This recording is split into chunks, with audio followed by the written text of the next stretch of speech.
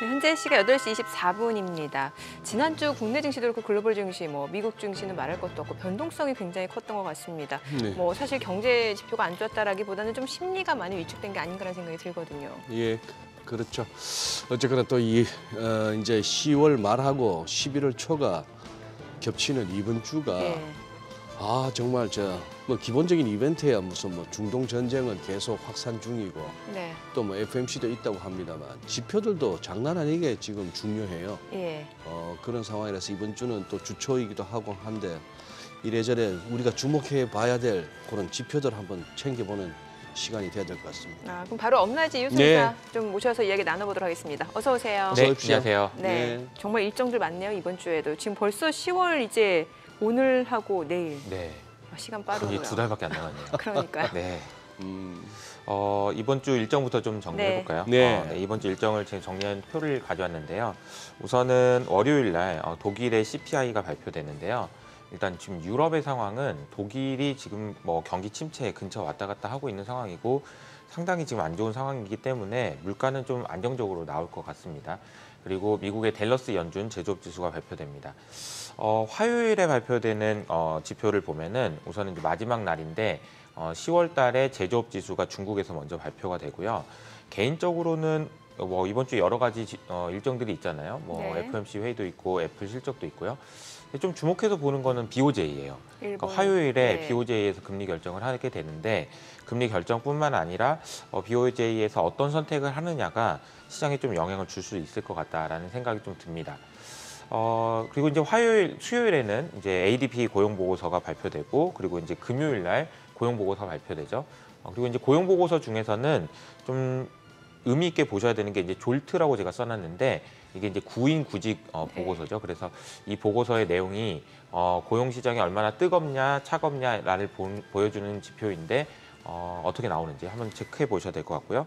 이날 FOMC 회의가 있습니다. 그러니까 우리나라 시간으로 수요일 날 밤에서 목요일 날 새벽에 넘어가는 그 날에 FOMC 회의가 있는데 이번 FOMC 회의는 아마도 이렇게 크게 영향이 없을 것 같아요. 그러니까 큰 예를 들어 파월이 시장에 영향을 줄 정도의 발언을 할 상황도 아니고 금리의 동결 가능성은 이미 99%가 넘은 상황이기 때문에 이번 FOMC 회의는 그렇게 큰 이슈가 안 될 것 같습니다.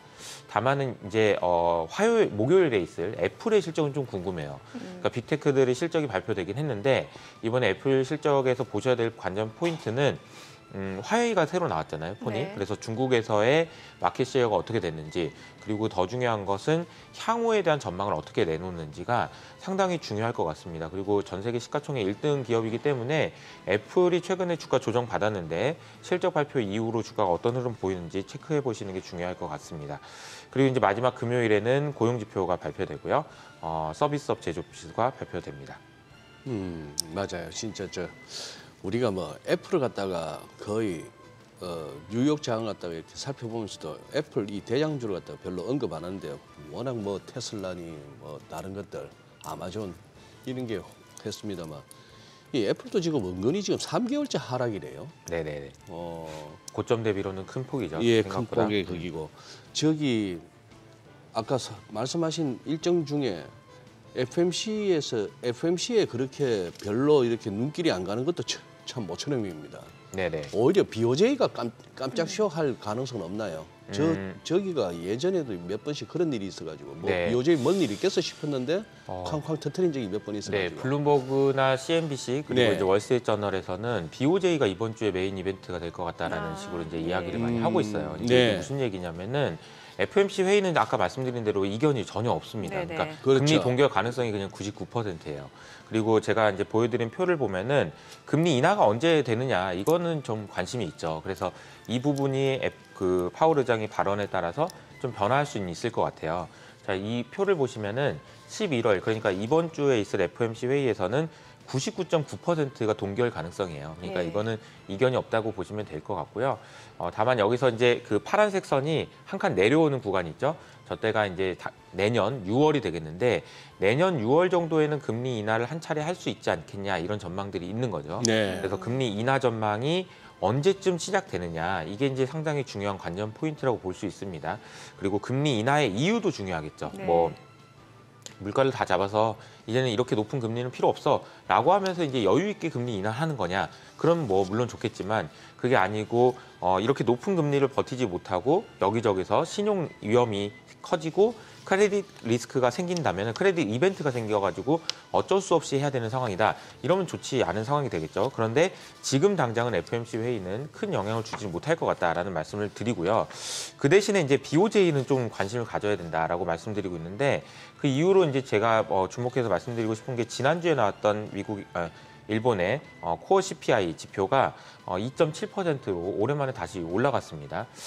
이러다 보니까 이번 BOJ 회의에서는 결정적으로 거의 확실한 것은 내년도에 일본의 물가 전망치는 높일 것 같아요. 네. 자, 그리고 내년도에 물가 전망치를 높인다는 얘기는 한번 생각을 해보시면은 그러면은 더 이상 양적 완화나 아니면 뭐 이런 부양책을 못 쓰는 거 아니야라는 생각을 할 수 있게 되고 그럼 BOJ가 선택을 약간 긴축 쪽으로 이동할 수 있는 거 아니냐라는 지금 우려들이 있는 거거든요. 예를 들어서 YCC, 그러니까 이제 국채를 무제한으로 매입해주겠다든지 뭐 이런 정책들은 후퇴하는 거 아니냐라는 의견들이 나옵니다. 인플레이션에 대응하기 위해서. 네. 근데 그렇게 되면 어떻게 될까요? 그러면 금리는 아무래도 좀 올라갈 가능성이 좀 높을 것 같고요.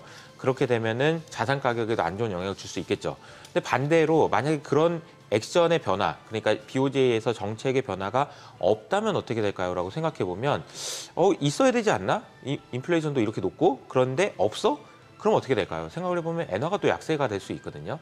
그러니까 지금 150엔 수준에서 막혀있는 엔화가 다시 추가적인 약세로 갈 수 있다라는 우려들이 생길 수 있고 그렇게 되면은 우리나라의 원화도 다시 또 약세 압력을 받을 수 있고 이게 다 연결돼 있는 부분인데 BOJ가 어떤 선택을 하느냐에 따라서 엔화의 움직임 그리고 금리 움직임을 살펴보시면서 체크를 하시는 게 필요할 것 같은데 개인적으로 둘 중에 어떤 가능성이 높냐라고 생각하면은 네. 저는 별 행동을 안 할 가능성이 높다. 그래요. 그래서 엔화를 계속해서 주목해서 보셔야 된다. 엔화가 여기서 좀 더 올라가게 되면은 리스크가 확대되는 구간이라고 보시는 게 맞다라고 생각을 합니다. 네. 자, 그리고 뭐 지금 뭐 중동의 지정학적 리스크 계속 조금 뭔가 커지고 있는 분위기인데 상황이 어떻습니까, 지금? 네, 제가 뭐 이쪽은 계속 업데이트는 하고 있지만 예상은 하기가 어렵더라고요. 근데 지금 점점 전쟁의 양상은 확전되는 분위기라고 보시는 게 맞는 것 같고요. 이스라엘에서 전면전은 아니지만 그리고 이제 지상군을 일부 투입했다.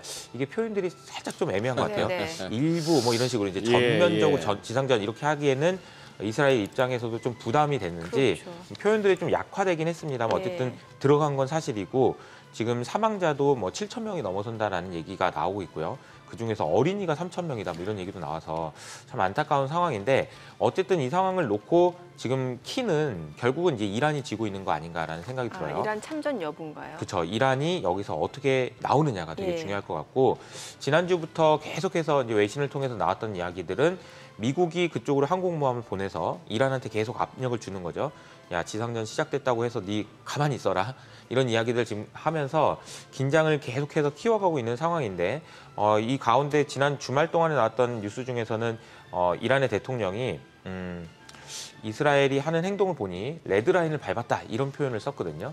그러니까 제가 이 뉴스를 보면서 좀 특이했던 것이 이 이야기를 또 트윗에서 하셨더라고요. 이란의 대통령도 트윗을 열심히 하시는 것 같아요. 여기 내용이 뭐냐면은 시오니스트 정권, 그러니까 이스라엘 정권을 말하죠. 도를 넘어섰다. 우리가 액션을 취하지 않을 수 없는 상황이다. 그러면서 이제 미국도 비판을 했는데 미국은 우리한테는 가만히 있으라고 하면서 이스라엘한테는 저렇게 전쟁 무기를 대주고 전폭적으로 지원을 해주니 우리가 가만히 있을 수 있겠냐라는 이제 이야기를 했는데 물론 이 말을 했다고 해서 참전을 한다거나 그런 건 아니지만 어쨌든 갈등은 지금 커지고 있는 상황이고 어떤 식으로 확산될지는 우리가 알기가 좀 어려운 상황이다. 다만 우리가 금융시장에 있다 보니까 가격의 움직임으로 이런 변화들을 체크하기 가장 좋은 방법은 역시 유가겠죠. 근데 유가는 지금 지난주에도 계속 하락하는 모습을 보였어요. 진정되는 모습을 보였다는 점을 보면은 물론 지금 안타까운 사망자들이 나오고 있고 전쟁이 확산되고 있다라는 우려는 커지고 있지만 이 문제를 지금 현재 시장에서는 아주 크게 보고 있지는 않다라고 생각할 수도 있는 것 같습니다. 그래서 이란이 전면적으로 전쟁에 개입하고 이런 상황만 아니라면 아직은 좀 괜찮지 않나. 그러나 어떻게 될지는 우리가 예상할 수가 없다. 이렇게 정리를 하겠습니다. 지금 이게 27일 날 지난 주말 브렌트유는 올랐거든요 또. WTI도 좀 네네. 올랐어요. 예. 2%. 근데 예. 이제 WTI 같은 그것도 그거지만 어떻게 이스라엘 증시가 여기는 또 일요일 날 장이 열리더라고요. 토요일 날 안식일이니까. 네네. 토요일 날 쉬고 일요일은 장이 열리는데 올랐어요. 이 글쎄요, 이스라엘 뭐 증시까지는 제가 알 수는 없는데, 음. 네, 뭐 여러 가지 이유가 있었겠죠. 뭐 많이 빠져서 올랐다든지 아니면은 뭐 네, 체크를 해봐야 될 것 같습니다. 네. 네, 그래 어떻게 보면 이것도 길어질 것 같죠. 네네. 느낌이. 지금, 네타냐후 총리도 이건 짧은 전쟁이 아니다라고 짧은 전쟁이 얘기했죠. 아니다. 짧은 전쟁이 아니다. 왜냐하면 지상전이 투입되면 희생도 많이 각오해야 되고 또 그리고 무엇보다 중요한 게 이제 그 인질이잖아요. 인질을 예. 구출해야 되는데 그런 문제들 있어서 쉬운 문제는 아닌 것 같습니다.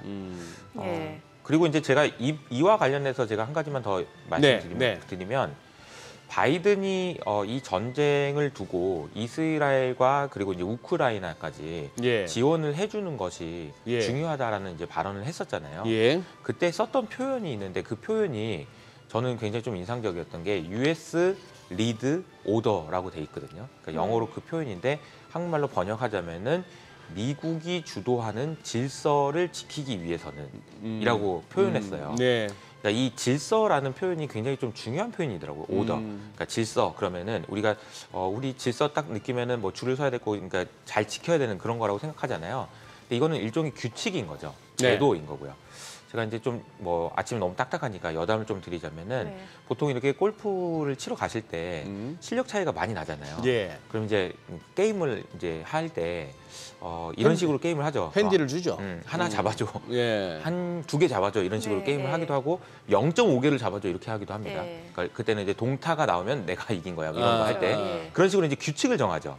하다 보면 이제 게임을 하다 보면 내가 0.5개 아니면 한 개 잡아달라고 할 걸. 이런 표현이 들잖아요. 그런 표현이 생각이 든다라는 건 뭐냐면 처음에 정해졌던 질서가 그죠? 규칙이 얼마나 중요한가를 정해주는 이게 이야기하는 그런 이야기가 아닌가 싶어요. 근데 이게 제가 이제 오더라는 이야기를 했는데 그러면 우리가 이제 뭐 골프장에 이제 한 게임에서의 그런 규칙도 중요한데 한 나라의 규칙은 얼마나 중요하겠으며 전 세계가 움직이는 질서는 또 얼마나 중요하겠습니까? 이거를 월드 오더라고 하죠. 그러니까 세계 질서라고 이야기합니다. 네. 근데 이게 이제 바이든이 얘기했던 표현이 이거죠. US 리드라고 돼 있잖아요. 미국이 만들어서 지금까지 끌고 왔던 세계 질서라는 게 있다는 거예요. 그것이 우리가 알고 있는 자본주의 그리고 자유무역 그리고 등등 우리가 뭐 개인들의 인권 보호 이런 부분들이잖아요. 이런 부분들이 지켜지기 위해서는 반드시 우크라이나와 이스라엘에 지원을 해줘야 된다라는 이야기를 했어요. 그래서 제가 생각할 때 이 부분이 되게 중요한 포인트인 것 같습니다. 그래서 지금 나오고 있는 이 시장의 흐름들은 어떻게 보면은 미국이 주도하는 이 질서가 지켜지는 쪽으로 가느냐 아니면 위협을 받는 쪽으로 가느냐가 상당히 중요한 금융시장에 영향을 주는 키 팩터가 된 게 아닌가라는 생각이 들어요.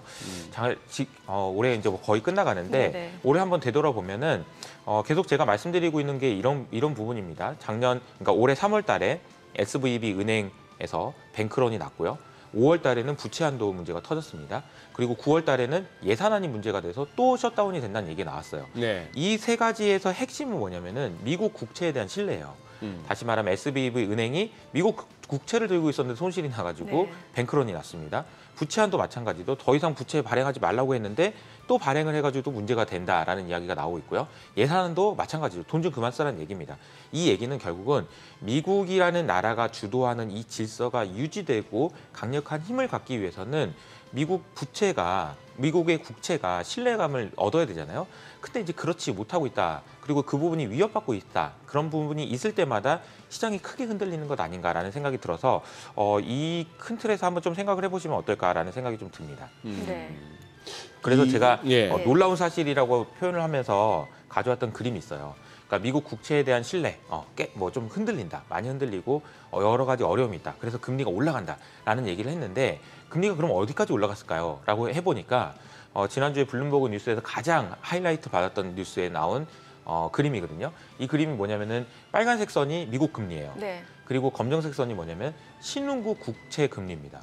신흥국 국가들의 국채 금리를 합쳐놓은 거예요. 저 수준까지 올라갔다고요. 그렇죠. 자, 저기까지 올라간 겁니다. 그럼 미 국채에 대한 신뢰가 굉장히 떨어졌다라는 거잖아요. 많이 떨어졌다는 얘기죠. 그리고 또 한편으로는 예. 저걸 이제 반대로 해석하면 신흥국의 국채 금리가 너무 낮다라고 볼 수도 있어요. 야, 네. 미국이라는 나라가 이렇게 튼튼한데 미국이 5% 주는데 니도 5%밖에 안 주냐 이렇게 생각할 수도 있지만 즉 저 그림에서 나타나는 거는 아까 제가 말씀드렸죠. US 오더, 미국이 만든 질서가 지금 흔들리고 있다라는 것을 반증하는 그런 표현 아닌가라는 생각이 들어요. 그러니까 이런 상황이 되면은 아까 제가 골프 이야기를 재미삼아 들었는데 네.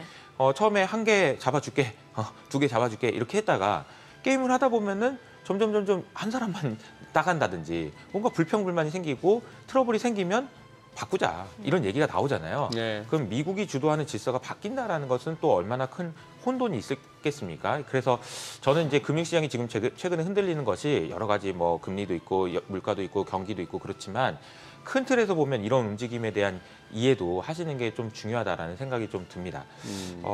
이 이야기는 사실 좀 장기간에 걸친 이야기고 큰 그림이라서 또 나중에 기회가 되면 좀 더 이야기해보는 걸로 하겠습니다. 네네. 저 그림은 진짜 놀라운 사실이라고 제목을 달아주셨습니다만 진짜 놀랍네요. 저 빨간색의 미국 국채 수익률이 신흥국들보다 올라갔다. 오히려 신흥국은 조금 횡보하는 상황인데. 예. 예.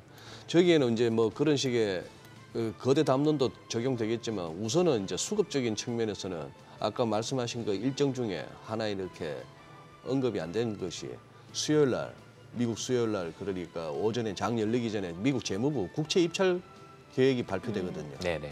그것도 지금은 평소 같으면 뭐 그냥 넘어가는데 지금은 이제 과연 미국 재무부에서 얼마나 많은 국채를 또 발행할 스케줄을 갖고 있느냐 이거 한번 보고 그 네. 규모가 엄청나면은 또 금리 또 뛰겠죠 뭐. 맞습니다. 그러니까 지금 수요 자체가 부진하면 네. 예. 지난 주말에 그러니까 우리나라에서도 비슷한 약간 해프닝이 있었어요. 네네. 우리나라에서도 국채 발행량을 좀 갑자기 줄이면서 우리나라가? 네. 채권 시장에서 큰 영향이 좀 있었거든요. 그래서 논란들이 있었는데 지금 이제 문제는 뭐냐면 정부가 국채를 얼마나 발행하느냐인 거예요. 네. 근데 미국 정부는 왜 국채를 이렇게 많이 찍어내는 걸까요?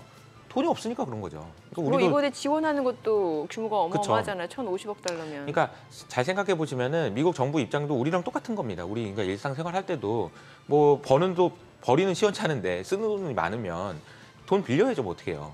그런데다가 돈 빌리다 보니까 이자가 더 늘어나서 또 돈을 네. 더 빌리고 이런 상황도 나타나는 거잖아요. 그래서 얼마 전에 지난주에 나왔던 이제 그 자료를 보니까 미국의 예산 적자가요. 작년에 비해서 2배가 늘어난다라는 얘기가 있더라고요. 저 그냥 재정 적자로 이해해도 되죠. 네, 재정 적자라고 이해하시면 됩니다. 재정 네. 적자라고 이야기하시면 되는데 제가 이 수치를 제가 설명을 좀 들어볼게요. 어느 정도 수치냐면은 일단은 작년에는 재정 적자가 1조 달러 정도 났던 네. 거예요. 재정 적자를 메우기 위해서 국채를 발행해야 된다라고 보면 1조 달러 정도 났구나라고 볼 수 있는데 제가 숫자를 왜 이렇게 2조 달러까지 늘어나는지를 보니까 1조에서 2조 달러 늘었으니까 1조 달러가 지금 적자가 늘어났다는 네. 얘기입니다. 올해. 가장 큰 순서가 개인 소득세가 0.4조 감소했습니다. 개인 소득세가 그러니까 세금이 안 거쳤다는 얘기예요. 경기가 안 좋았든지 뭐 어떤 이유에서든지 세금이 안 거친 게 가장 크고요. 두 번째로 0.2조가 증가한 게 있습니다. 그게 뭘까요? 미국 정부가 지출이 그러니까 적자가 더 많이 났던 이유가 이 지출이 이만큼 늘었기 때문이에요. 총은 1조예요. 그러니까 0.4조 했습니다. 0.2조짜리가 하나 있어요. 그게 뭘까요? 이자입니다. 미국 정부가 내야 되는 이자가 0.2조가 늘었어요. 그러니까 0.2조면은 뭐 작은 돈이 아니고 이것도 어마어마한 돈이거든요. 또 하나가 있습니다. 0.1조짜리가 또 하나 있는데 이거는 뭐냐면은 연준이 주던 돈을 안 줘서 연준이 주던 돈을 안 줘서 이 얘기는 무슨 얘기냐면 연준이 보통 평소에는 작년까지만 해도 계속 흑자가 났기 때문에 돈을 계속 재무부로 송금해 주는 돈이 있어요. 그 돈이 0.1조 달러 정도 됩니다. 우리나라 돈으로는 한 150조 정도 되는 큰 돈이에요. 근데 이 돈을 안 준다. 이런 부분들이 이제 반영이 돼 있다고 보시면 됩니다. 그 합치면은 1조 달러가 증가해서 2조 달러의 적자가 날 것 같다라는 얘기고 그렇다 보면은 당연히 미국 정부가 국채를 더 발행해야 되는데 자, 이 오른쪽 그림에 있는 것이 앞으로 미국의 국채가 어떻게 될 건지를 보여주는 그림인데요. 기억해 보시면 지난 5월 달에 부채 한도 문제가 있었잖아요. 네. 미국 정부가 부채 한도, 그러니까 여기까지만 빌리자, 그만 빌려라고 했던 그 한도에 도달해서 문제가 있었다라고는 이야기가 나는데 그때가 얼마였냐면요. 31.4조였습니다. 그러니까 31.4조 정도의 부채가 있었어요. 그런데 지금 얼마냐면은 33.6조입니다. 그러니까 2.1조 달러가 늘은 거예요. 그러니까 뭐 늘 제가 비유로 말씀드리는 게 우리나라 GDP가 1.8조 달러 정도 됩니다. 지금 두 달, 세 달 만에 지금 우리나라 GDP보다 많은 규모의 국채가 발행된 거예요. 어마어마한 사건이고요. 이 순서대로, 이 속도대로 그대로 늘어나게 되면 내년에는 40조 달러가 된다라는 이야기가 나옵니다. 40조 달러요. 네. 그러면 이게 지금 참 감이 잘 안 잡히는 예. 숫자를 얘기하셔서 그렇지. 네. 이거 지금 뭐 저 미국이니까 저럴 수 있는 거예요. 다른 나라 저러면 저 거덜납니다. 아니 지금 우리나라 GDP랑 비교를 해주셨잖아요. 지금. 네. 네. 그러니까 우리나라 GDP만큼의 부채가 두 달 만에. 세 달 네. 만에, 두세 달 만에 지금 늘어난 거예요. 그러니까요. 그리고 이 속도로 계속 늘어나게 되면 40조 달러가 된다라는 이야기죠. 어떻게 되려고 그런 걸까요? 제가 이제 어제 아니, 그럼 금리가 계속 올라가면 재정 이자도 부담 커지는 거고. 이게 악순환이죠. 예. 금리가 오르니까 더 빌려야 되고 더 빌리면 금리가 더 오르죠. 그러니까요. 이게 이제 악순환인 겁니다. 네. 이런 상황이 되다 보니까 저도 이제 어제 이제 라이브로 방송을 하면서 구독자들의 질문을 받았는데 질문이 이런 질문이더라고요. 어떻게 하려고 그러는 거예요, 도대체? 아니, 난 모르겠다, 글쎄. 도대체. 예, 아니, 미국 예. 정부는 뭔 생각이냐 이런 질문을 해주셨는데 여러 가지 대답이 있을 수 있는데요. 개인적으로 저희 생각은 이겁니다. 그러니까 지난주에도 이제 제레미 시걸 교수님은 금리 5%고 6%고 상관없이 주식 사 이렇게 얘기하셨거든요.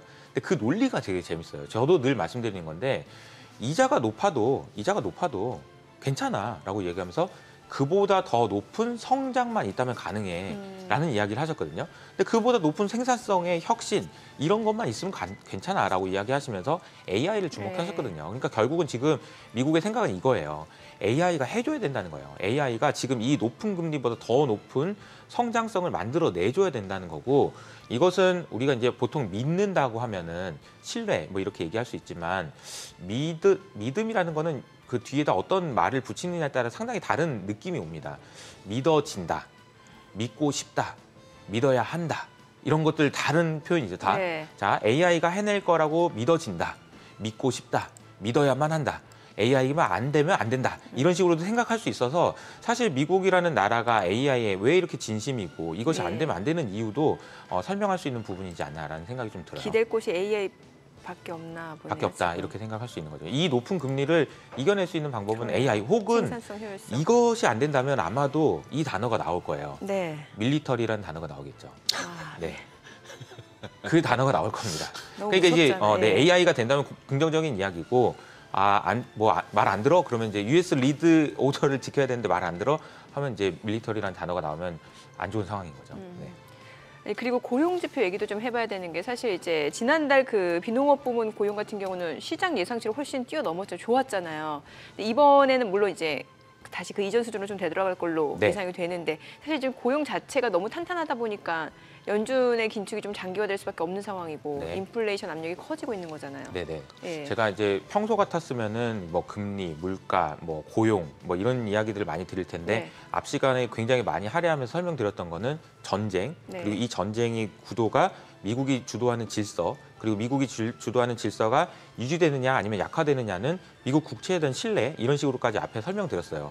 이 이야기는 모두 경제하고는 관계가 없는 얘기입니다. 예. 네. 그러니까 사실 물론 영향이 있을 수 있지만 그렇게까지 큰 관계는 없어요. 그런데 왜 이 이야기를 설명드렸냐면 지금 최근에 뭐 경제 지표가 어떻게 나와서 주가가 올라요 이런 얘기는 사실 별로 제가 보기에는 그렇게 큰 의미가 과거에 비해서 없어요. 그래서 이 부분이 굉장히 좀 중요하다라고 생각을 하는데 그래도 봐야 되니까 네, 네. 고용 시장에 대해서 말씀을 드려보면은 네.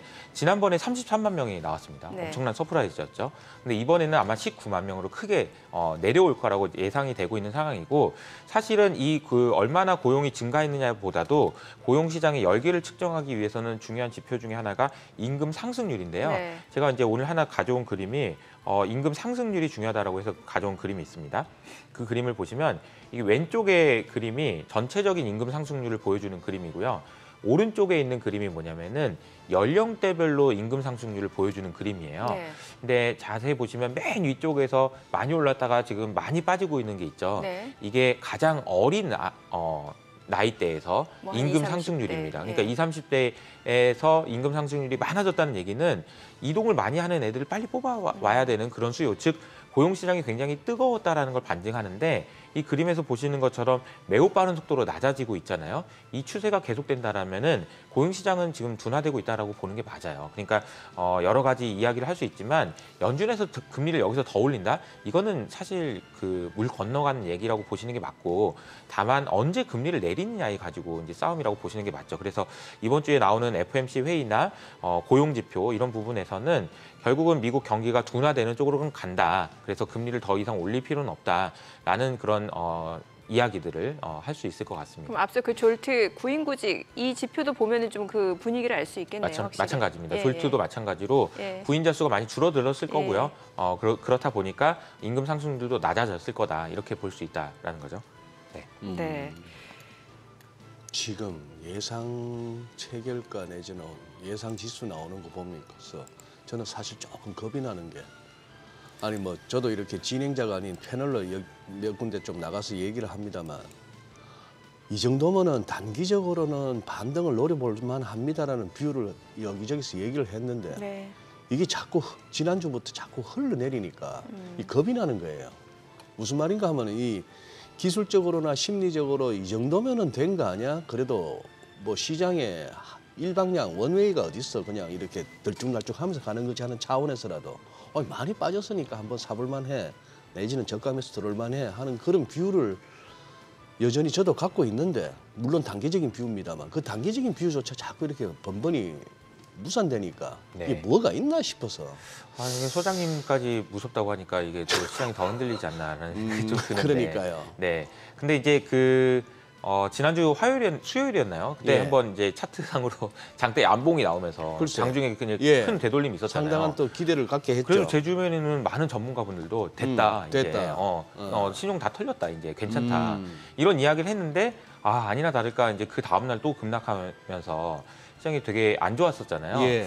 근데 지금 이 상황은 앞서 말씀드린 대로 경제 논리가 지금 아닌 것 같다라는 그래요. 말씀을 드렸어요. 지금 좀 더 큰 판이 좀 움직이고 있는 것 같고 이런 고민들을 지금 시장에서 하고 있는 것 같은데 이런 부분이 해결되는 것이 시장이 안정화되는데 좀 우선순위가 돼야 될 것 같다라는 말씀을 좀 드리고 싶고요. 또 이제 어떻게 하냐, 주가 많이 빠졌는데 어떻게 해야 되냐라는 질문을 해주시는 분들도 저도 많은데요. 네. 추가적인 매수는 제 생각에는 변동성이 낮아졌을 때. 그러니까 지금은 가격이 많이 움직이잖아요. 네. 가격이 많이 움직인다는 얘기는 지난주에도 말씀드렸지만 왜 움직이는지를 몰라요. 그러니까 모르는 경우가 많습니다. 그냥 대부분 수급에 의해서 다른 이유 때문에 움직이기 때문에 여기서 의미를 찾아가면서 할 수가 없다는 얘기고 그 얘기는 뭐냐면 예측 가능성이 매우 떨어진다는 얘기죠. 그러니까 가격의 움직임이 진정되고 나면 그때 한번 다시 투자하시는 더 추가적으로 매수하시든지 이런 부분들은 고민하시는 게 맞지 않나라는 생각입니다. 네. 자, 지금 시각 8시 51분 지나갑니다. 오늘 양시장 호가 상황 짚어보도록 하겠습니다. 먼저 코스피 예상 체결지수부터 확인해 보죠. 오늘 0.7% 지금 하락 출발 예상됩니다. 0.6% 하락 예상되고요. 예상 체결지수는 2287포인트로 집계가 됩니다. 코스닥 1% 하락 예상되고요. 예상 체결지수 740포인트로 집계가 되고 있죠. 시가총액 상위 종목 예상 체결가 보도록 하겠습니다. 삼성전자가 0.4% 하락 출발 예상되고요. 지금 호가에선 67,000원으로 집계가 됩니다. LG 에너지솔루션이 1.6% 하락 예상되죠. 예상 체결가는 393,500원이고요. SK 하이닉스가 0.8% 상승이 예상됩니다. 지금 호가에서는 121,100원이죠. 삼성 바이오로직스 지금 보합 예상되고요. 삼성전자 우선주가 약보합권 예상됩니다. 현대차가 오늘 1% 하락이 예상됩니다. 예상 체결가는 173,800원이고요. 포스코홀딩스도 1.7% 약세가 예상됩니다. 예상 체결가 415,000원. 기아가 지금 강보합권 예상되고요. 지금 호가에서는 79,800원. 네이버가 1% 하락이 예상됩니다. 예상 체결가 183,200원이고요. LG화학도 2.9% 약세가 예상됩니다. 예상 체결가 425,500원으로 집계가 되고 있습니다. 코스닥 시가총액 상위 종목 예상 체결가도 보도록 하겠습니다. 에코프로비엠이 1.7% 하락 예상되고요. 예상 체결가는 20만 원이고요. 에코프로 보합 예상됩니다. 셀트리온 헬스케어가 0.9% 하락 예상되고요. 예상 체결가는 65,700원, 포스코 DX 지금 보합이고요. LNF가 1.7% 하락이 예상됩니다. 예상 체결가 137,800원이고 HLB가 약보합권 예상됩니다. 지금 호가는 29,200원. JYP 엔터테인먼트가 1.5% 하락 예상되고요. 알테오제는 0.5% 올라갈 걸로 보입니다. 호가는 63,300원. 펄어비스 호가 움직임 아직 나타나지 않고 있고 HPSP가 2.3% 약세가 예상됩니다. 예상 최고가는 33,300원으로 집계가 됩니다. 자, 이제 개장까지 6분여 가량 남았습니다. 네, 오늘 뭐 양시장 또 하락 출발 예상이 되는데 뭐 소장님 말씀처럼 좀 오늘 좀 반등이 나올 수 예. 있으면 좋겠습니다만 시장 분위기가 좀 녹록지가 않네요. 그러니까요. 예. 지난주 주말에 뭐 나스닥이 상승 마감을 했습니다만 네. 아마존 한 종목이 이렇게 좀 힘을 많이 실었고 지수 상승 마감에 그 다우 그 묵직한 게 그냥 그렇게 밀리고 해서 그런데 어쨌거나 코스닥 740을 보고 싶습니다. 아휴 죽을 때 죽더라도 뭐 객소리는 해야 된다고. 740은 저 쉽게 무너지면 안 되는 레벨이거든요. 네. 그런 상황이고 또 뭐 2차 전지주도 좀 깝깝한 상황이 됐습니다만 그 대장주라 할 만한 것들이 보면은 기술적으로는 뭐 한 200일선 같은 쯤까지 내려왔으니까 또 고점 대비 그러다 보니 지난주에 보면 또 기관이나 이런 쪽에서는 외국인들은 뭐 에코프로 같은 걸 또 사더라 말이죠. 어느 정도 공매도 청산으로 짐작되는 그 친구들이 뭐 아무 데서나 공매도 치고 아무 데서나 또 꺾고 이러진 않는데 고럴 만한 레벨이나 그런 데서 한번 기대를 해봅니다. 740은 무너지면 안 된다는 거고 한데 좌우지간이 자꾸 이렇게 지금은 아까 이어석 이사께서 말씀하신 중에 변동성이 너무 심하고 왜 시장이 왜 이런지를 모를 때는 좀 가만히 있자 했는데 그 말씀은 참 공감이 가는 말씀이에요.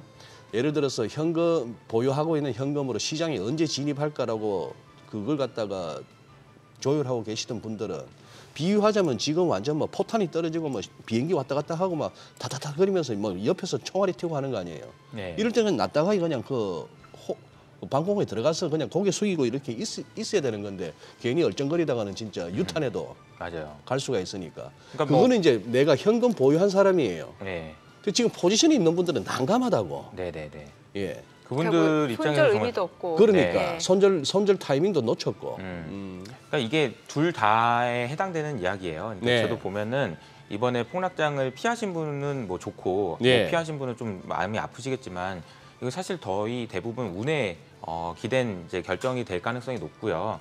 그래서 어떤 경우라도 저는 이 생각을 하셔야 되는 것 같아요. 그것 또한 지나간다. 잘했더라도 다음에 또 못할 수 있고 못했더라도 다음에 잘할 수 있거든요. 어지간한 이게 중요한 거는 군대 내무반에 다 그 낙서 있는데 맞아요. 이 또한 지나간다. 고통스러워도 그냥 지나간다는 거죠. 그러니까 내가 잘못했더라도 이것이 본인만의 잘못은 아니고 옆에 있는 사람들 다 그러니까 일단 마음을 잘 다루는 것이 되게 중요하다고 생각하고요. 그리고 여기서 이제 어려운 상황이 될수록 저는 이제 분할로 뭔가를 해야 된다고 생각해요. 분할로. 그러니까 내가 손절매를 여기서 어떻게 손절매 한다고 하더라도 분할로라도 손절매를 하고 10분의 1이라도 손절매를 해보든가 아니면 더 사보든가 하는 그런 결정은 반드시 아까 말씀드린 대로 큰 폭의 포지션을 움직이면 안 된다. 대신에 이제 분할로 조금씩이라도 대응은 좀 하셔야 된다라고 좀 말씀을 드리고 그래요? 싶어요. 네. 그 주말에 제가 나왔던 뉴스 중에서 이제 예. 금요일 날 아침에 일어나서 보니까 뭐 나스닥이 올라오고 뭐 이런 얘기도 있었지만 제 눈에 가장 띄었던 거는 다이먼 회장님의 주식 매각 소식이었어요. 다이먼 회장이 저 JP JP모건에 모건 자기 회사 주식을 한 100만 주 팔았다는 그 소식 말씀이죠. 매각을 할 거라고 계획을 발표했죠. 거다. 네, 이제 이분이 매각을 할 거라고 얘기했다라는 것은 어떤 의미가 있냐면 이분 그동안 계속해서 주식을 보유했고요. 나는 끝까지 JP모건의 주식을 보유할 거라고 이야기하면서 뭐 17년 동안 한 번도 주식을 안 판 분이에요. 네. 왜냐하면 내가 주식을 가지고 있고 있다라는 것 자체가 신호를 준다라고 생각하시는 분이기 때문에 네. 상당히 중요하게 생각한다는 거죠. 근데 이분이 지금 주식을 팔았다는 거는 뭐 몇 가지 해석들이 있어요. 다양한 해석들이 있는데 첫 번째로는 바로 이야기 나오는 게 대선 출마하려고 그러는 거야? 이런 질문들이 나오나 봐요. 그러니까 이 얘기는 무슨 얘기냐면 다이먼 회장이 지난 4월 달에 사석에서 이런 이야기를 했던 것 같습니다. 트럼프가 다시 또 대통령이 될까 봐 걱정된다라는 이야기를 했어요. 그러니까 이제 정치적으로 뭔가 나서려고 하는 거 아니냐, 아니면 최소한 이 돈 팔아서 정치 자금이라도 하려고 하는 거 아니냐, 이런 이야기들이 첫 번째 있고요. 그럼 뭐 알 수 없습니다. 두 번째는 이분이 그동안 제가 여러 번 소개도 해드렸지만 아마도 시장에서 가장 보수적으로 얘기하셨던 분일 거예요. 그러니까 그러니까 5월달, 6월달부터도 우리는 금리 7%까지 갈 수도 있을 것 같아라고 네. 이야기한다든지 상당히 위험한 상황이 올 수도 있으니 나의 고객들에게는 전부 위험 관리를 하라고 얘기했고 우리 은행도 위험 관리하고 있어라고 얘기를 했었죠.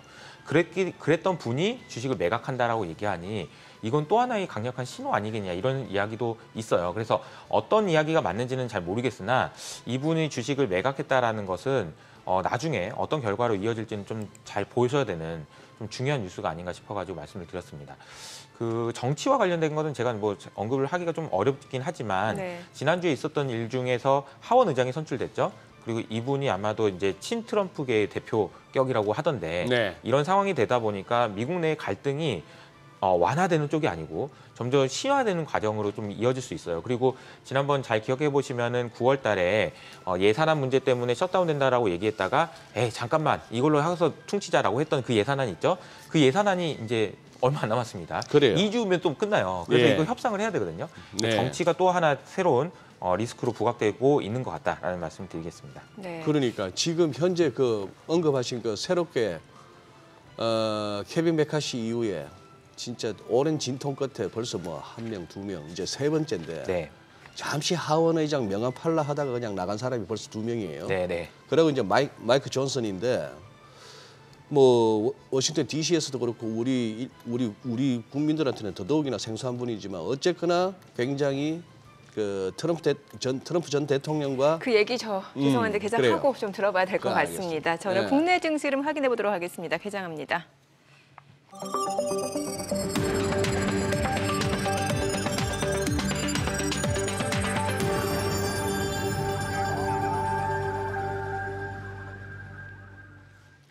네, 10월 30일 월요일 국내 증시 개장했습니다. 지난 한 주 주간 단위로 놓고 봤을 때 미증시도 하락했고요. 국내 증시도 좀 많이 떨어졌습니다.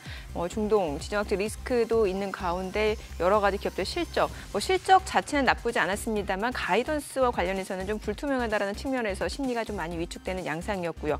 이번 주 또 애플 실적 발표도 예정되어 있는 상황이고 FOMC라든지 BOJ, 빅 이벤트들도 앞두고 있어서 변동성 확대는 불가피할 걸로 보입니다.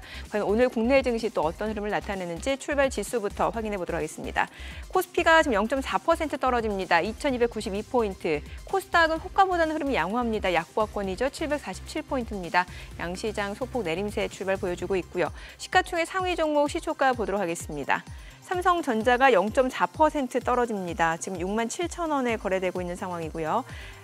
SK하이닉스가 강보합권이죠. 119,300원. 이 가운데 LG에너지솔루션은 0.2% 소폭 하락 흐름 이어집니다. 지금 현재 399,000원에 거래되고 있는 모습이고요. 삼성바이오로직스가 0.5% 떨어집니다. 719,000원. 삼성전자 우선주는 올라갑니다. 53,800원이고요.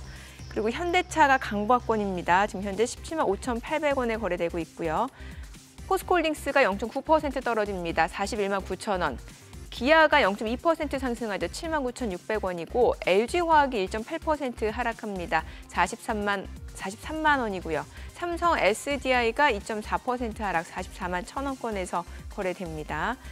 코스닥 시가총액 상위 종목 시초가도 보도록 하겠습니다. 코스닥 쪽에서는 에코프로비엠이 0.7% 떨어집니다. 20만 2천원이고요. 에코프로는 올라갑니다. 0.3% 상승 63만 7천원이고 셀트리온 헬스케어가 강보합권이죠. 6만 6,400원. 포스코 DX가 0.98% 하락합니다. 4만 5,450원이고요. LNF가 0.3% 상승합니다. 14만 800원에 거래되고 있고요. HLB가 0.5% 상승합니다. 지금 현재 2만 9,350원. 그리고 JYP 엔터테인먼트가 0.7% 상승 10만 4,400원에 거래되고 있고요. 펄어비스가 1% 상승합니다. 4만 9,050원에 거래되고 있는 상황이고요. 그밖에 알테오젠이 0.5% 하락 5만 9,700원. HPSP는 1% 상승합니다. 34,450원에 거래되고 있습니다. 지금 코스닥은 강보합으로 또 전환이 됐습니다. 749포인트 흐름 보여주고 있고요. 오늘 또 석유 관련주들 흐름이 좋습니다. 지금 중앙에너비스가 5.9%, 6%까지 올라가고요. 흥구석유도 4% 올라갑니다. 그밖에 극동유화도 2% 상승 중이고요. 대성산업이 1.8% 올라가고요. 그밖에 SOL, GS도 상승 중입니다. 아무래도 지금 이제 이스라엘 팔레스타인 간의 전쟁, 그 지상전 전면전 수순에 돌입했다는 소식이 전해지면서 유가 상승과 관련해서 이런 부분에서 석유가스 관련주들도 좀 상승 모멘텀으로 이어지지 않나라는 생각이 들고요. 석유 관련주 외에는 바이오 쪽에서는 뭐 툴젠, 유전자종 관련주들 종목이 있어요. 툴젠 같은 경우 27% 급등하고요. 클리노믹스가 17% 급등하고요. 바이젠셀도 1.8%, 시젠도 1% 올라갑니다. 뭐 그밖에 마크로젠도 소폭 상승세가 이어지고 있는 상황이고요. 지금 시각 9시 3분 지나갑니다. 수급 상황 체크해 보도록 하겠습니다.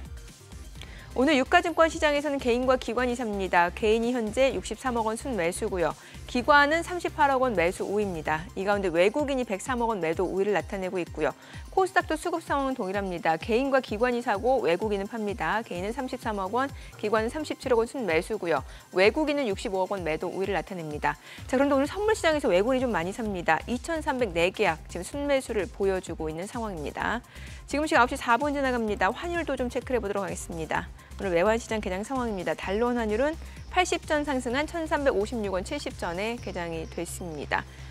선생님, 오늘 선물 쪽 수급. 네. 네, 외국인이 지금 좀 많이 사고 있거든요. 아유, 이제 막 그래도 나가서 우산 없이 나가서 맞으면서 그냥 이렇게 한번 다닐 만한 정도는 된 것 같습니다. 앵간히 해야지.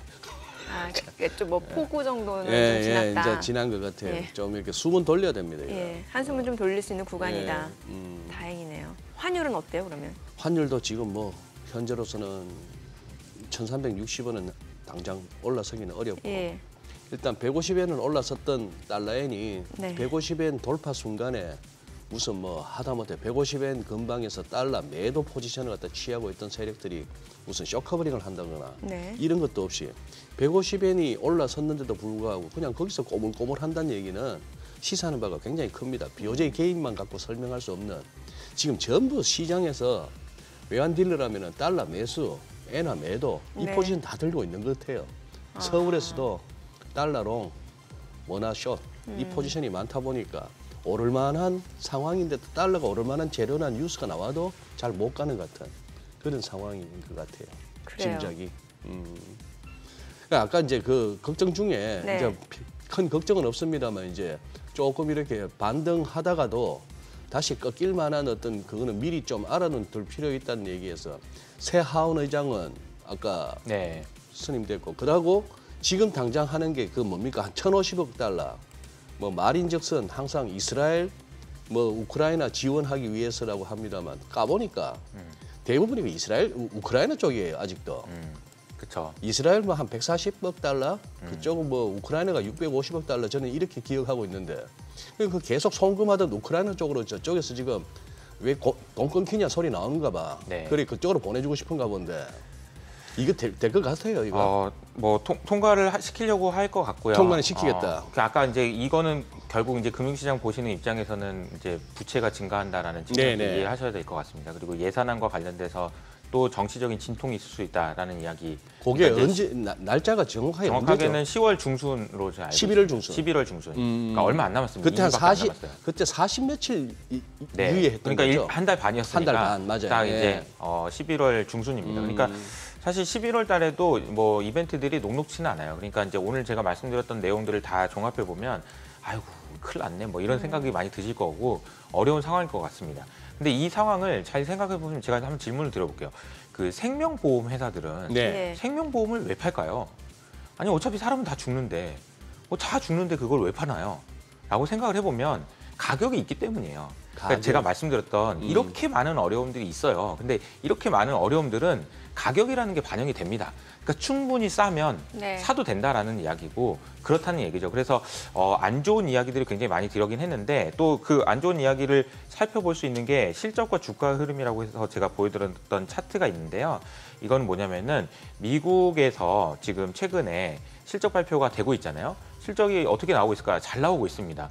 벌써 한 80% 정도가 서프라이즈가 나고 있어요. 잘 나오고 있다는 얘기예요. 근데 주가의 흐름을 보시면 왼쪽에 있는 그림에서 오른쪽에 4가지 바가 실적이 잘 나온 회사들의 숫자예요. 그러니까 잘 나온 회사들이 훨씬 많다는 거죠. 그런데 주가의 흐름을 보니까 오히려 빠집니다. 그러니까 이거는 한마디로 표현하면 이런 거예요. 실적이 잘 나오면 주가가 조금 빠지고 네. 안 나오면 폭락한다. 예. 이렇게 정리할 수 있을 것 같습니다. 그런 정도의 시장의 그 센티먼트가 이렇게 안 좋다라는 거고요. 실제로 오늘 보면 호텔 신라 주가가 지금 14% 급락하는데 어닝 쇼크였잖아요. 지금 네, 역대 여기는 최악이에요. 안 좋은 상황이었죠. 그죠? 예. 기대감도 있었는데 예. 실적이 정말 안 좋게 나왔더라고요. 그러니까요. 네. 그런 흐름이 그러니까 이런 상황이라라는 얘기는 그만큼 센티먼트가 안 좋다라는 걸 반증하기 그러네요. 때문에 뭐 이유가 뭐냐라고 생각을 해보면은 실적은 좋은데요. 가이던스는 굉장히 안 좋다라는 거예요. 그러니까 실제로 많은 기업들이 가이던스 자체를 좀 철회한 네, 상황이죠. 미국 기업들이 실적 발표할 때 이게 빨간색 바가 안 좋게 이야기한 기업들이고요. 녹색이 좋게 이야기한 기업인데 네. 안 좋게 이야기한 기업들이 훨씬 더 많다는 거 보여주죠. 그러니까 지금 3분기 실적은 좋은데 4분기 실적이 안 좋을 것 같다라는 이야기고 지금 3분기 GDP는 4.9% 증가했지만 4분기에는 또 둔화된다라는 이야기입니다. 그래서 4분기 경기 그리고 실적에 대한 전망치가 부정적이다라는 것이 좀 문제고요. 그리고 또 최근에 뭐 금리가 많이 올라왔다라는 이야기는 들으셨겠지만 예. 좀 더 세분화해서 보면은 2년물 금리와 10년물 금리를 비교해서 보면은 2년물 금리는 많이 안 올랐는데 네. 10년물 금리가 많이 올랐거든요. 맞아요. 이렇게 되다 보니까 2년물 금리와 10년물의 금리 차이가 역전됐던 것이 정상화되고 있습니다. 자, 이 그림을 보시면은 마지막 오른쪽에 있는 그림이 10년물 금리가 많이 올라가면서 두 금리 차이가 거의 없어진 상황입니다. 이거를 보면은 금리 차가 정상화됐으니까 괜찮은 거 아닌가라고 생각할 수도 있는데요. 문제는 이제 제가 보면은 경기 침체 구간 있잖아요. 저기 네. 이제 음영으로 되어 있는 부분이 경기 침체 구간인데 경기 침체 구간에서는 마이너스로 갔던 장단기 금리 차가 정상화될 때 항상 경기 침체가 왔다라는 네. 게 있어요. 그러니까 지금 저 그림이 시사하는 바는 경기 침체가 오고 있다라는 걸 시사할 수도 있습니다. 그래서 이 부분도 좀 잘 체크를 해보셔야 되는 것 같습니다. 앞서 저희도 좀 기자랑 이야기를 좀 나눠봤잖아요. 그런데 지금 실제로 미국 장기 국채 펀드로 유입된 자금이 57억 달러, 이게 주간으로 사상 최대라고 네, 하는데 그래요. 이게 경기 침체가 닥칠 것을 우려해서 지금 월가의 큰 손들이 이렇게 매입을 하고 있다는 거잖아요. 네, 그러니까 국채를 많이 사도 금리가 예. 오른다는 얘기는 국채 가격이 빠진다는 얘기잖아요. 왜 그럴까요? 미국 정부가 그만큼 찍어냈기 때문이고요. 찍어냈기 때문인데. 그러니까 지금 공급이 너무 많기 때문에 그렇게 많이 사도 사실 보면 올해 주가도 좀 빠지고 마지막에 그리고 이제 금리도 계속 올라서 채권도 가격이 빠졌잖아요. 그럼 채권으로 돈이 안 들어갔을까요? 돈이 엄청 많이 들어갔습니다. 그런데도 빠진 이유는 아까 미국 정부가 많이 빌렸다는 얘기고 이거는 큰 틀에서 이제 부의 이동이 일어나고 있다라고 해석하시는 게 맞는 것 같습니다. 아까 뭐 네네. 말씀하세요. 예. 지난주에 있었던 이제 여러 가지 일 중에서 이제 비트코인 금 네. 가격이 네네. 많이 네. 올라요. 그리고 이제 최근에 비트코인과 관련돼서는 여러 가지 이야기도 있고 제가 이제 좀 전문가는 아니지만 주말 동안에 뉴욕에 있는 크립토컨트라고 하는 주기영 대표랑 이제 인터뷰를 했거든요. 그 내용을 다 설명드릴 수는 없지만 간단하게만 소개해드리면 비트코인이 최근에 올라가는 이유는 크게 세 가지 정도 있는 것 같습니다. 첫 번째로는 ETF 승인 기대감이에요. 아, 현물 ETF 승인을 네. 내년 1월 또는 내년 4월까지는 해줘야 된다라는 이야기가 나오는데 월가 현지에 있는 분위기는 기정사실로 보고 있는 것 같아요. 매우 가능성이 높다. 예. 그러니까 이 얘기는 안 해줄 이유가 하나도 없다. 그러니까 미뤄서 4월 달에 해줄 수는 있지만 네. 안 해줄 이유가 지금 없다. 왜냐하면 안 해주려고 했던 이유가 첫 번째 불법 자금인데 불법 자금 지금 FDI가 다 잡아 넣었다고 하더라고요. 그리고 컨트롤이 안 된다고 하는 건데 바이낸스 미국에서 장사하는 거 다 쫓아내고 미국 내는 다 컨트롤 되는 애들로 지금 채워져 있다. 그래서 안 해줄 이유가 지금 다 사라졌기 때문에 해줄 수 있는 가능성은 매우 높다라고 보는 것 같고요. 만약에 하게 된다면 어떤 의미가 있는지를 보면은 전통 금융 시장에 있는 자산 운용사들이라든지 연기금이라든지 이런 곳에서 비트코인을 살 수 있는 그런 길이 열린다라는 얘기고 이분들이 이제 비트코인을 사야 되는 이유가 뭐냐 그러면은 이유는 딱 하나밖에 없어요. 뭐냐면은 기존에 있는 자산들과의 상관관계가 낮으면 살 수 있어요. 이게 자산 배분이라는 측면에서 그렇거든요. 예. 근데 이번에 이제 비트코인이 가격 움직임을 보여줬던 것은 상당히 그런 의미에서 의미가 있죠. 최근에 채권 가격도 빠지고 주식 가격도 빠지는 동안에 비트코인이 올랐기 때문에 상관관계가 낮다라는 것을 보여줬고 이것이 기관 투자자들이 들어올 수 있는 요인이 된다라는 측면 두 가지고요. 세 번째는 이제 내년 4월 달에 반감기가 예정돼 있다라는 거예요. 그러니까 비트코인은 어려운 수학 문제를 풀면은 보상으로 주어지는 거다라고 네. 이해를 하시면 되는데 보상으로 주어지는 그 양이 내년 4월이 되면은 반으로 줄어듭니다. 아. 이렇게 되면 어떤 효과가 있게 되냐면요. 이걸 채굴하는 기업들 입장에서 열심히 똑같은 돈을 들여가지고 채굴을 했는데 주는 비트코인이 반으로 떨어지게 네. 되면 수익성이 절반으로 떨어진다는 얘기고 수익성이 절반으로 떨어지는 건 괜찮은데 적자가 심하게 난다는 얘기고요. 그러면 채산성이 많이 낮아지고 예. 가동률이 낮아질 수 있다라는 의미여가지고 여러 가지 측면에서 지금 내년 4월까지는 비트코인이 긍정적인 이야기들이 나올 수 있을 것 같다라는 생각을 말씀드리고 싶습니다. 예. 그리고 만약에 이제 전쟁이 더 심화된다. 그러면 뭔가를 해지해야 되고 리스크를 좀 뭐 해야 되는데 예. 그럴 수 있는 방법이 사실 전통 자산에서는 찾을 수 있는 것이 마땅치가 않아서 비트코인에 대한 관심도가 좀 계속 높아지지 않을까 이런 생각을 좀 해봅니다. 예. 아까 뭐 신라호텔을 언급하셨습니다만 신라호텔은 저러는 네. 와중에 아시아나는 아까 개장 초 20몇 %까지 가요. 오늘 이제 이사회 개최하잖아요. 그 대한항공하고 합병 이슈 때문에. 예. 참, 예. 그러니 그리고 약간 이 반등 시도가 지금 개장 초 이렇게 반등 시도가 다시 또 지수가 파란색이 되고 뭐 그러게요. 니케이도 좀 밀리고 해서 어쨌거나 투자 심리가 이렇게 쉽게 회복은 안 되는 그런 양상이네요. 네, 그 모든 가격 움직임에 의미 부여를 하지 말자. 이게 제가 제 주변에 있는 분들한테 막 일일비하지 말자. 그러니까요. 예. 이게 가격이 움직이는 거를 의미를 부여하려고 하다 보면은 머리 아파집니다. 네, 네, 의미가 없어요. 의미 일단. 없어요, 사실. 그러니까 의미가 없다라는 네, 거를 네. 아시는 게 되게 중요하다. 아니, 진짜로 다시 네. 또 코스닥 다시 약보합권이에요. 그러니까 예, 예. 그러니까 그러게요. 자주 보지 않는 거에 오히려 더 좋을 수도 있습니다. 자주 보지 않으시는 분들의 수익률도 더 좋더라고요. 네, 그게 더 좋을 수도 있다. 아까 이렇게 우리 시청자분들 가운데 이여석 이사가 이렇게 설명하는 중에 제 유튜브에 올려서 이렇게 하시니까 궁금해하시는 분도 계시고 또 이렇게 또 사실 이 짧은 시간에 이 세계 경제 펀더멘털적인 측면을 다 설명하기도 뭐 하니까 이여석 아카데미 이렇게 들어가셔서 유튜브에서 한번 이렇게 보시면은 공부 많이 되실 겁니다. 그리고 이럴 때 뭐 가격이 뭐라고 하셨어요? 가격 예, 의미를 두지 말자. 그러니까 이럴 때 그냥 시세판 보고 이렇게 자꾸 이렇게 뭔가 미로로 빠져드는 느낌이 드실 텐데 그럴 바에는 차라리 그런 거 보면서 공부하시고 아니면은 뭐 이 가을에 낙엽 좀 밟으시면서 걸으시고 주말에 어디 많이 놀러 가셨던데요, 보니까. 많이 가셨어요. 네, 갑자기 생각나는 게 소장님이 사실 10월 초에 단풍 랠리 기대할 수 있는지 얘기하셨잖아요.